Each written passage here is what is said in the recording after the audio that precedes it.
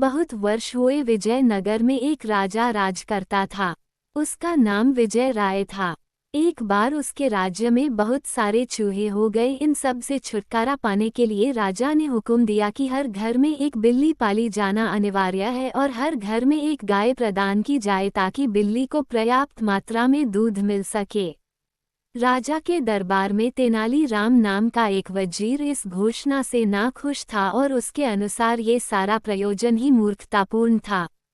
तभी उसने एक तरकीब सोची। पहले ही दिन उसने खोलते हुए एक दूध का कटोरा उसने अपने बिल्ली को पीने के लिए रख दिया और बिल्ली ने जैसे ही उसमें मुंह डाला उसका मुंह जल गया और मानो उसकी आंखें बाहर निकलने को हो गई थी और तभी वह बिल्ली वहां से डरकर भाग गई। एक दिन राजा जब शहर में घूमने निकला तभी उसे अपने आसपास सभी बलिष्ठ बिल्लियां नजर आने लगी और ये देखकर वह अपने निर्णय से बहुत ही प्रसन्न था।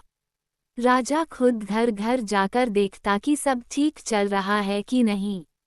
एक दिन राजा आखिरकार तेनालीराम के घर पहुंच गया और राजा को तेनालीराम के यहाँ बिल्कुल कमजोर हड्डियों का ढांचा बनी बिल्ली देखकर राजा को बिल्कुल सदमा लग गया। तभी राजा ने तेनालीराम से पूछा, क्या गाय का सभी दूध तुम खुद ही पिए जा रहे हो?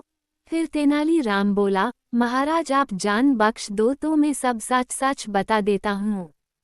तभी राजा बोला, हाँ तुम निर्भय होकर सब विस्तार से मुझे बता दो। महाराज पता नहीं क्या हुआ, मेरी बिल्ली तो दूध पी ही नहीं रही है।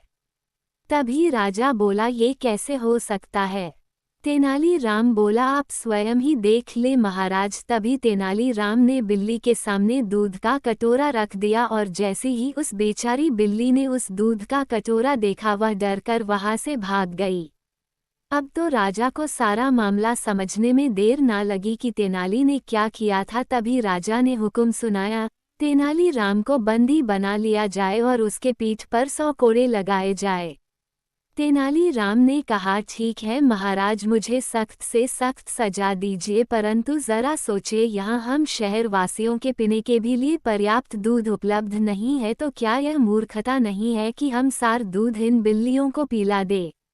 राजा को तेनालीराम की बात समझ आई और उसने तेनालीराम को माफ कर दिया और आदेश दे दिया कि वह गाय अपने परिवार को दूध पीने के लिए रखने को कह दिया और बिल्लियां तो चूहे खाकर भी अपना पेट भर सकती थी।